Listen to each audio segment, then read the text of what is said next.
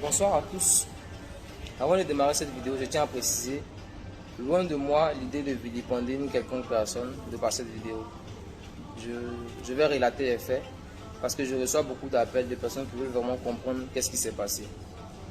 Donc, je suis ingénieur en communication audiovisuelle, chef d'entreprise et initiateur de Cosmétique Expo.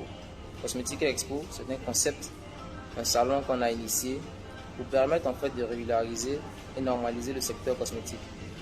Un puissant secteur, une puissante industrie qui génère en moyenne en Afrique de l'Ouest plus de 13 milliards de dollars de chiffre d'affaires, avec une croissance de 10% contre 4% dans tout le reste du monde. Et le constat est parti du fait que pour une aussi puissante industrie, on n'avait pas vraiment de plateforme qui puisse réunir tous les acteurs pour parler en fait des problèmes liés à cette industrie-là et trouver ensemble des solutions communes pour l'Afrique de l'Ouest. Donc on s'est dit, on allait faire de la Côte d'Ivoire le plus grand carrefour annuel de tous les acteurs de la filière cosmétique et parfumerie d'Afrique subsaharienne. Quand je parle d'industrie cosmétique, ce n'est pas seulement les pommades, non. L'industrie cosmétique, c'est tout un écosystème. Partant des matières premières, on allait donc pouvoir valoriser nos matières premières locales. Je parle de bave d'escargot, poudre de cacao, etc. En passant par les soins corporels, les soins capillaires, les soins de bébé, les outils de salon de beauté, les machines industrielles, etc. Donc on allait pendant 3 jours à Abidjan mettre en relief tout cet écosystème-là pour permettre à tous les acteurs de pouvoir se réunir, pour pouvoir croiser des synergies et en sortir des projets d'excellence. Pour permettre aux consommateurs d'avoir plus d'orientation par rapport à leurs choix et permettre aux artisans de la filière de pouvoir avoir plus de visibilité par rapport à leurs différentes créations. Donc, nous avons démarré la communication autour de notre événement. Je tiens à rappeler que cet événement a d'énormes enjeux socio-culturels, touristiques et économiques pour la Côte d'Ivoire. Et donc, c'était un réel défi pour nous en tant que jeunes entrepreneurs de pouvoir porter un aussi lourd projet. Bon, moi, j'ai exercé pendant 6 années en tant que directeur marketing dans l'une des plus grandes entreprises de la Côte d'Ivoire. Donc, j'avais quand même pas mal d'économies. Je me suis fait épauler par une dame canadienne qui nous a aussi apporté un véritable appui financier. Donc, nous avons démarré la communication autour de l'événement début novembre 2019 avec des panneaux publicitaires à Abidjan. On avait plus de 40 panneaux publicitaires à Abidjan. Et derrière ça, on a démarré aussi des démarches commerciales visant à obtenir en fait des entreprises qui allaient venir exposer, des sponsors et des partenaires, etc. Donc en janvier 2020, on a pu, Dieu merci, faire une conférence de presse à Azalaï Hotel. On a réuni plus de 6 ministères. On a pu réunir des entreprises industrielles locales, des entreprises qui se sont fait représenter, qui venaient de France, du Canada, des États-Unis, du Maroc, etc. Et des usines industrielles locales aussi, à qui nous avons expliqué le bien fondé qu'il y a à participer à un salon autour de la filière cosmétique, qui est une aussi grande, une aussi puissante industrie.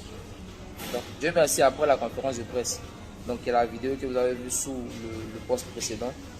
Après la conférence de presse, on a commencé à recevoir beaucoup d'appels d'entreprises qui voulaient participer, de partenaires qui voulaient se joindre à cette activité parce qu'ils trouvaient ça vraiment bien pour l'Afrique de l'Ouest. D'autant plus ça se faisait en Côte d'Ivoire et par des jeunes Ivoiriens. Chemin faisant, nous avons commencé à rencontrer des autorités dont le maire de Treichville, l'adjoint au maire de Treichville qu'on a pu rencontrer. Et puisque moi je parlais déjà avec M. Fabrice Saounion sur Instagram, depuis le mois de janvier, il était informé de l'événement, il était informé de la conférence de presse, il m'a même félicité, il a trouvé cela bien et tout. Donc il a demandé à ce que je passe le voir dans ses bureaux en février 2020. Moi j'ai débarqué dans ses bureaux avec toute mon équipe. Et là en fait, il nous a posé des questions stratégiques, comme quoi, quel était notre modèle économique, comment est-ce qu'on comptait organiser l'événement, puisque l'événement c'était vraiment un gros projet, et quelle était l'entreprise qui avait déjà signé des bons de commande. On a répondu aussi de façon vraiment subtile. Après la réunion, le monsieur nous a demandé de lui envoyer l'information par mail, parce qu'il ne voulait pas joindre son image à un événement sans maîtriser vraiment, sans savoir vraiment de quoi il s'agissait. Bon, ça m'a étonné parce que là on venait de lui donner toutes les informations, donc je ne sais pas pourquoi est-ce qu'il disait de quoi il s'agissait. On a quand même on a fait une photo de famille avec lui, la photo que j'ai postée aussi dans le post précédent, et je lui ai envoyé les informations par mail. Après ça, je lui ai envoyé des messages pour savoir en fait qu'est-ce qu'il en était par rapport à la précédente réunion. Il a dit qu'il n'avait pas reçu les informations qu'on avait envoyées par mail. Donc j'ai fait des captures d'écran et je lui ai renvoyé sur WhatsApp. Là, il n'a plus répondu. Donc, je continuais d'insister, mais il ne répondait plus. À la fin, je devenais un peu, entre guillemets, ridicule même. Donc, malheureusement, il y a eu coronavirus. Donc, on a dû annuler notre événement pour pouvoir le reporter au mois de juillet 2021. Le temps de remettre en fait en confiance. On connaît différents annonceurs, les différentes entreprises qui doivent venir de l'extérieur, parce qu'on a beaucoup d'entreprises qui doivent venir de la Pologne, du Canada, des États-Unis, de la France, etc. Donc là, on a annulé l'événement. On était en attente de la fin de la crise sanitaire. Et juste après la crise sanitaire, on a commencé à relancer les entreprises. On a même proposé des deals à certaines entreprises pour être sponsors officiels. Et on a envoyé un courrier aussi au Premier ministre de l'époque, son Excellence Ahmed Bakayoko, paix à son âme. On a été reçu par son directeur de cabinet, qui a trouvé l'idée vraiment ingénieuse et qui a dit qu'il était fier, d'autant plus que ça venait de jeunes Ivoiriens et que le Premier ministre allait vraiment aimer, surtout le fait que ce soit des jeunes Ivoiriens qui soient à la tête. Et il allait forcément nous épauler, d'après ce que son directeur de cabinet nous disait. Et que ça pourrait même être un événement comme le Sahara ou Archipad, pourquoi pas. On était fiers parce qu'on se rendait compte que le travail qu'on était en train de faire au fur et à mesure était en train de porter ses fruits. Et le salon pour nous était une vitrine, parce que derrière le salon, on a développé 2 autres startups qui allaient pouvoir un temps soit peu apporter aussi quand même, rehausser, si je peux dire ainsi, le niveau de l'économie ivoirienne.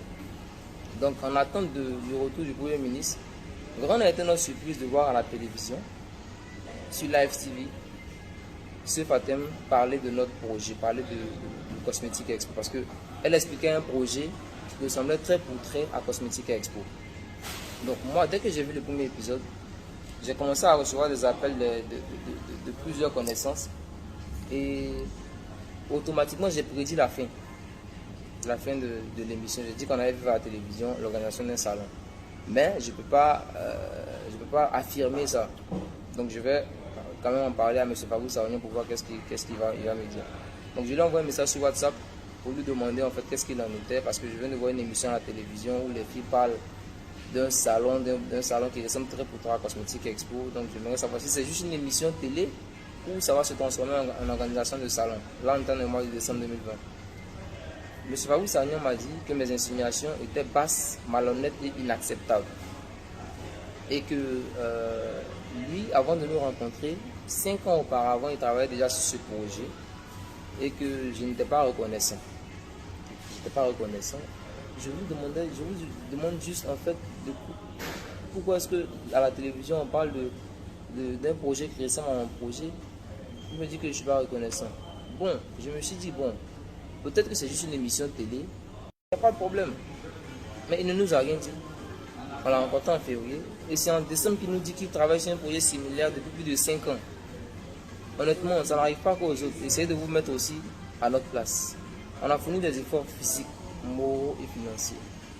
Et je tiens à m'adresser au président de la République. Monsieur le Président, son Excellence Alassane Ouattara, vous avez demandé aux jeunes Ivoiriens d'entreprendre. Les Ivoiriens ne sont pas paresseux. On est bourré de talent. On a d'énormes capacités intellectuelles. Vous savez, Monsieur le Président, tout le travail que vous êtes en train de fournir aujourd'hui, il faut être aveugle pour ne pas voir. C'est un gros travail qui est en train d'être fait pour la Côte d'Ivoire. Mais quand vous ne serez plus là dans quelques années, je touche du bois. Il faut des jeunes capables, il faut des Ivoiriens capables de continuer le travail que vous êtes en train de commencer. Et si aujourd'hui, nous, on n'arrive pas à se positionner, ça serait impossible. Ça serait un travail qui est fait en vain. Monsieur le Président, on a besoin d'être épaulé. On a besoin d'avoir des personnes qui vont vraiment nous aider. Parce que sincèrement, aujourd'hui, je suis peut-être aujourd'hui moi dans ce cas, mais je suis sûr qu'il y a beaucoup d'Ivoiriens qui ont beaucoup de projets, qui ont beaucoup d'idées, qui peuvent permettre même d'aider l'économie de la Côte d'Ivoire. Il ne faut pas négliger le secteur privé, parce que le secteur privé, c'est une grosse force pour l'économie d'un pays. La dernière fois, j'étais sur les réseaux sociaux et puis j'ai vu que la Côte d'Ivoire était classée avant-dernière au niveau de l'éducation nationale. J'ai eu mal. Parce que nous avons développé une start-up pour rehausser le niveau de l'éducation nationale en Côte d'Ivoire. J'ai travaillé dessus avec des amis, nous avons développé, on a essayé et ça marche. Donc c'est dire en fait qu'on a des solutions pour rehausser le niveau de l'éducation nationale et en Côte d'Ivoire et en Afrique de l'Ouest. Mais avec ce qui se passe déjà, est-ce qu'on aura le courage de pouvoir montrer nos projets? Parce qu'on ne sait même pas s'ils vont nous prendre nos projets ou bien s'ils vont vraiment nous aider. Je sais que comme moi, il y a beaucoup de jeunes qui sont dans ce même cas. Aujourd'hui, je ne pouvais pas laisser passer cette affaire. Parce que j'ai mobilisé une équipe. On a travaillé, on a eu des nuits blanches. On a fourni des efforts physiques, moraux et financiers. Dieu seul sait combien de millions on a investi dans ce projet. Et on croyait en ce projet. On se disait, oui, de par ce projet, on allait pouvoir s'asseoir aussi, pouvoir créer de l'emploi, pouvoir dire, oui, je suis fier d'avoir fait ça pour mon pays. De par ce projet, pouvoir faire aussi d'autres projets. J'aimerais que justice soit faite. J'ai confiance aux avocats et aux juges de mon pays. J'ai confiance en la justice de mon pays. J'ai saisi un avocat, on a porté l'affaire au tribunal. J'ai apporté toutes les preuves. J'espère que justice sera faite. J'espère.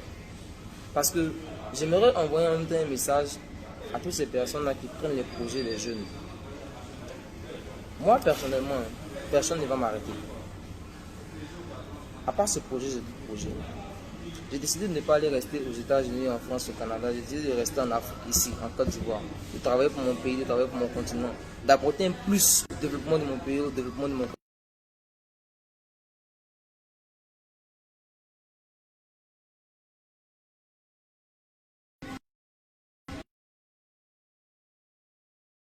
Je vais rester. Rien ni personne. Mais moi, je ne laisse pas la société m'écraser. Peu importe qui tu es. Si tu me respectes, je te respecte. Que tu sois petit ou grand. Quand tu me respectes, je te respecte. Quand tu ne me respectes pas, je ne te respecte pas. Non. Je veux que justice soit faite. Je veux que justice soit faite. Je veux que le message puisse passer. On n'a peut-être pas de moyens. On n'a peut-être pas de milliards. On a des valeurs. Et moi, mes valeurs, là, je les respecte. On ne marche pas là-dessus. Si j'ai pas raison, d'ailleurs même j'ai raison. Donc je veux que la justice soit faite. J'ai confiance en la justice de mon pays. J'espère que la justice sera... J'espère que la justice sera faite. Je vous remercie. Bonne nuit destin à tous mes frères musulmans. Là je vais tout à l'heure à la mosquée. J'espère vraiment que justice sera faite. Que Dieu bénisse la Côte d'Ivoire. Que Dieu bénisse les gens de Côte d'Ivoire.